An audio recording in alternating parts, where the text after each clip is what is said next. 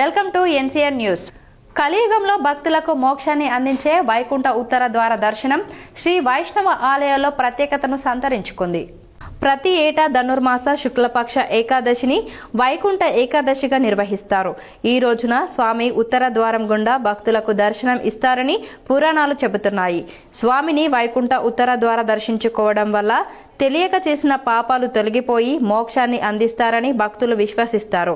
శ్రీ వైష్ణవ ఆలయాల్లో తెల్లవారుజామునే స్వామికి విశేష పూజలు నిర్వహించి గరుడ వాహనంపై ఉత్తర ద్వారం నుంచి బయలుదేరుతారు. ముక్కోటి దేవతలు వైకుంఠ ఉత్తరం ద్వారా స్వామిని దర్శించుకోవడంతో ఈ ఏకాదశిని ముక్కోటి ఏకాదశి అని పిలుస్తారు.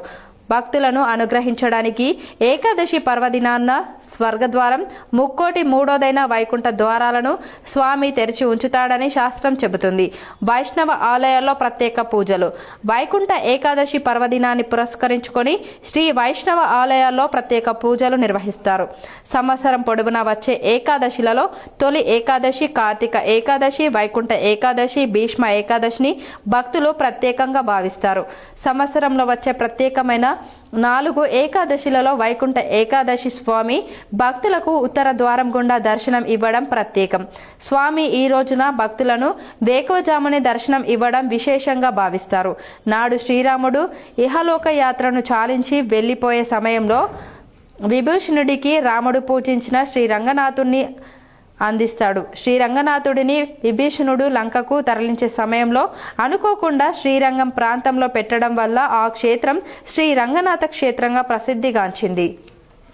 స్వామివారు ముందు రోజు 29వ తారీఖున సోమవారం అనగా ఇవాళ సాయంత్రం మన ఉత్తర తిరుపతి క్షేత్రానికి విచ్చేసి అనుగ్రహ సంభాషణ ప్రవచనం చేస్తారు.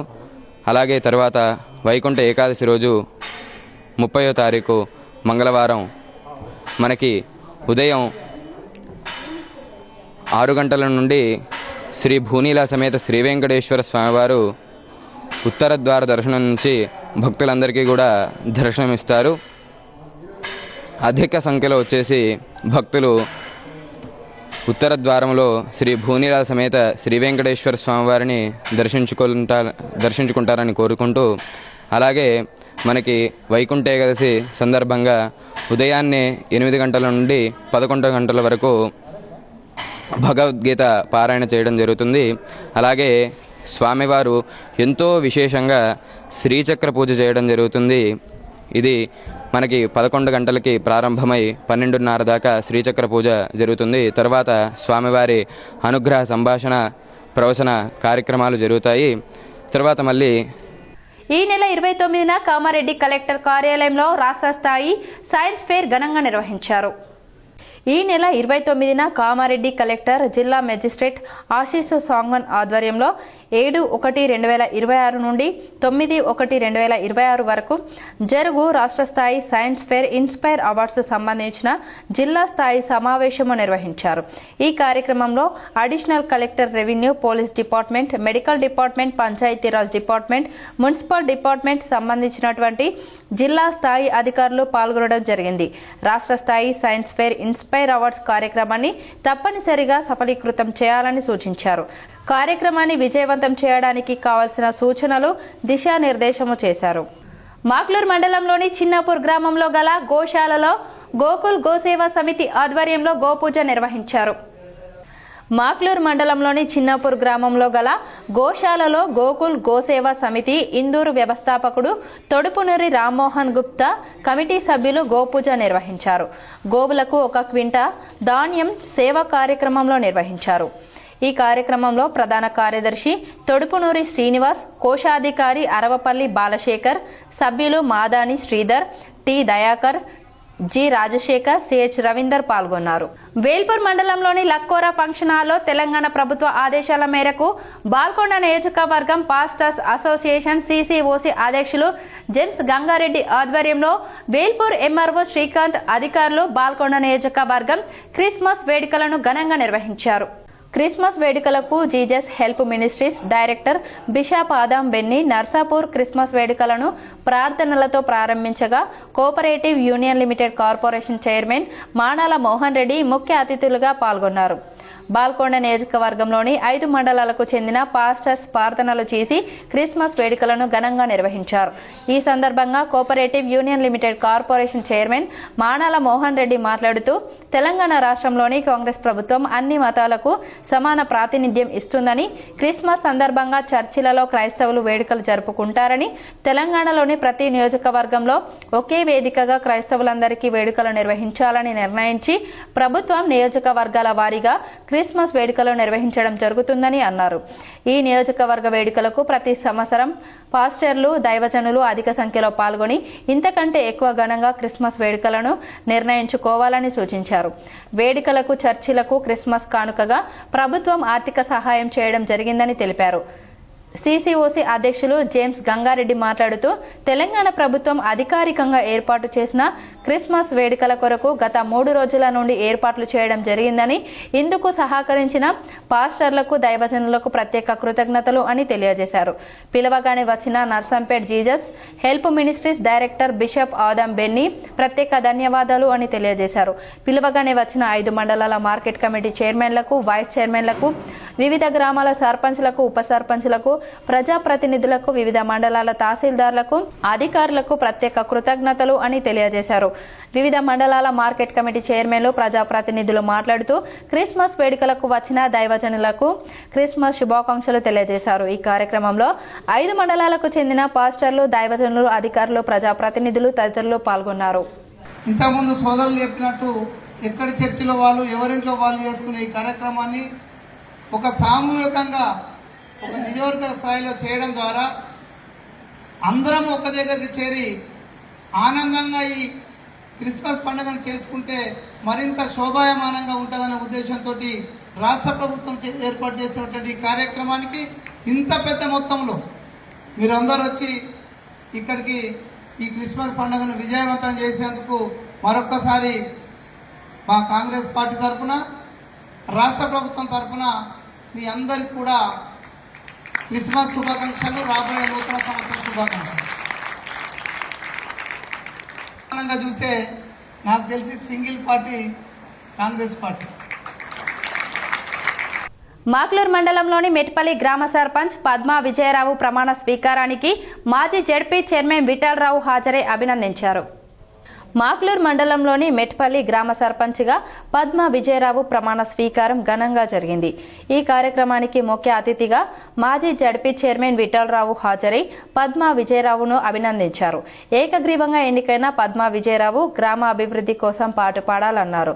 ఈ కార్యక్రమంలో ఉప సర్పంచ్, వార్డు సభ్యులు పాల్గొన్నారు.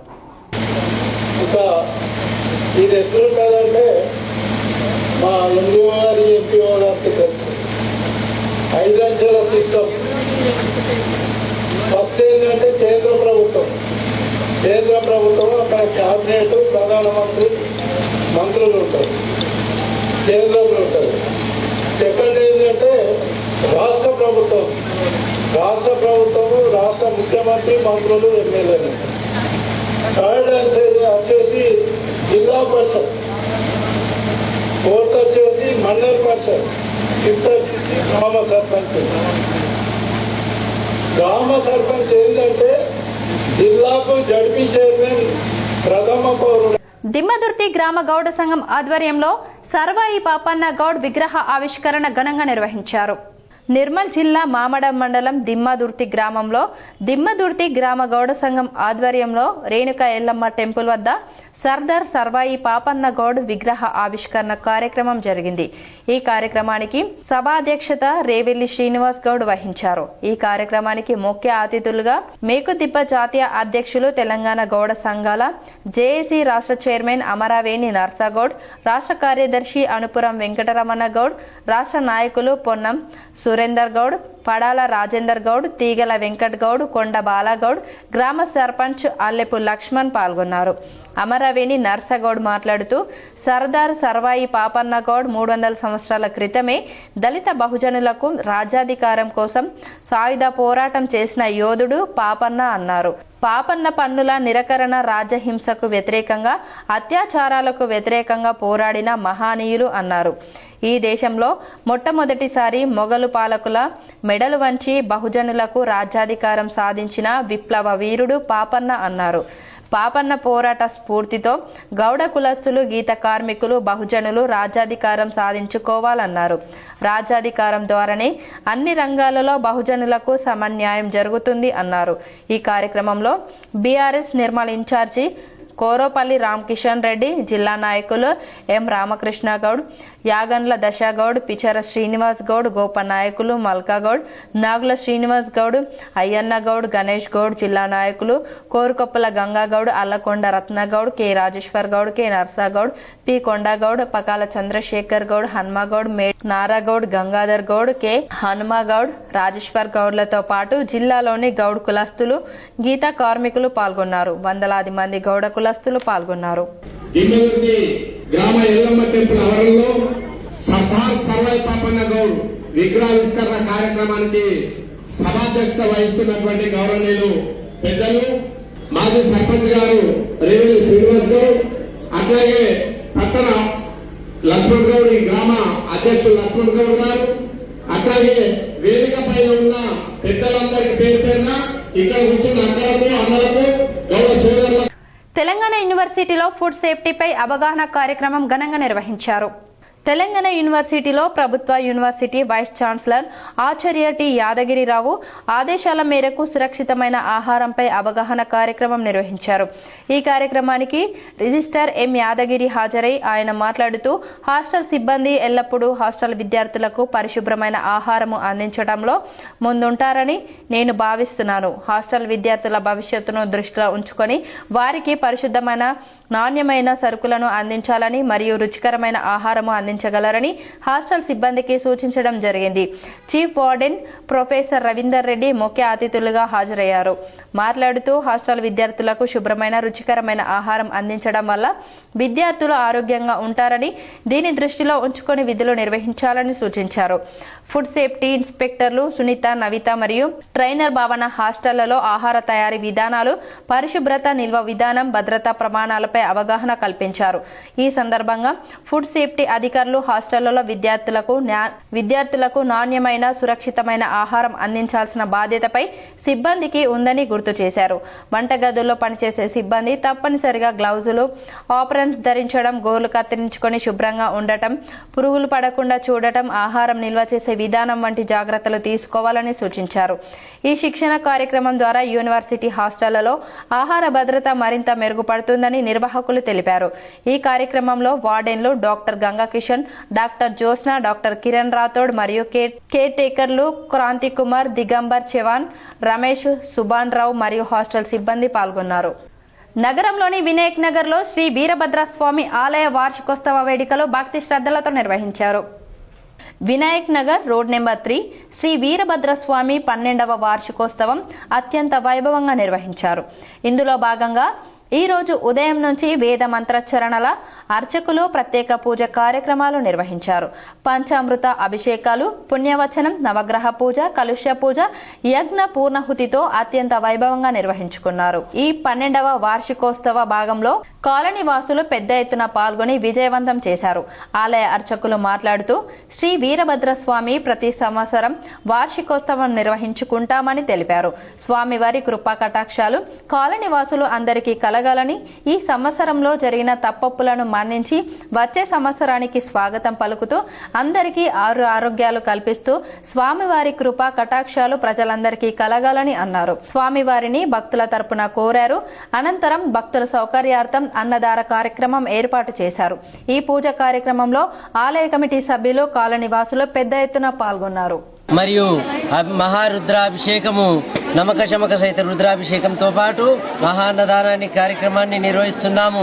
ఆ కార్యక్రమంలో కాలనీవాసులు మరియు భక్తులందరూ కూడా, కమిటీ మెంబర్లందరూ కూడా సహాయం చేస్తూ ఆ వీరభద్రస్వామి యొక్క దివ్యాశీస్సులు పొందుతూ సర్వేజరా సుఖినో భవంతు. ఓం నమః శివాయ, హర హర మహాదేవ. దీనికి కాలనీవాసుల సహాయ సహకారాలు మరియు భక్తులందరూ కూడా చాలా పెద్ద ఎత్తున వచ్చి ఈ చుట్టుపక్కల వాళ్ళందరూ కూడా ఆ స్వామి కృపకు పాత్రలవుతూ ప్రతి సంవత్సరం లాగా ఈ సంవత్సరం కూడా హోమాలు, యజ్ఞాలు, యాగాలు అన్నీ చేసినాము. ఇప్పుడు అన్నదాన కార్యక్రమం కూడా స్టార్ట్ చేశాము. కనీసం ప్రజావాణి కార్యక్రమానికి ప్రాధాన్యతనిస్తూ ఫిర్యాదులను సత్వరమే పరిష్కరించాలని కలెక్టర్ టి వినయ్ కృష్ణారెడ్డి అధికారులకు సూచించారు. సమీకృత నిజామాబాద్ జిల్లా కార్యాలయాల సముదాయ సమావేశ మందిరంలో సోమవారం నిర్వహించిన ప్రజావాణి కార్యక్రమానికి 93 ఫిర్యాదులు అందాయి. జిల్లాలోని వివిధ ప్రాంతాల నుండి వచ్చిన ఫిర్యాదుదారులు తమ సమస్యలను కలెక్టర్తో పాటు అదనపు కలెక్టర్లు Ankit, Kiran Kumar, Zilla Parishad CEO Sayagoud, housing PD Pavan Kumar, Bodhan ACP శ్రీనివాసులకు విన్నవిస్తూ అర్జీలు సమర్పించారు. కాగా ఫిర్యాదులను పెండింగ్లో పెట్టకుండా ఎప్పటికప్పుడు పరిశీలన జరుపుతూ సమస్యలను సత్వరమే పరిష్కరించాలని కలెక్టర్ అధికారులకు సూచించారు. ఈ కార్యక్రమంలో వివిధ శాఖల అధికారులు పాల్గొన్నారు.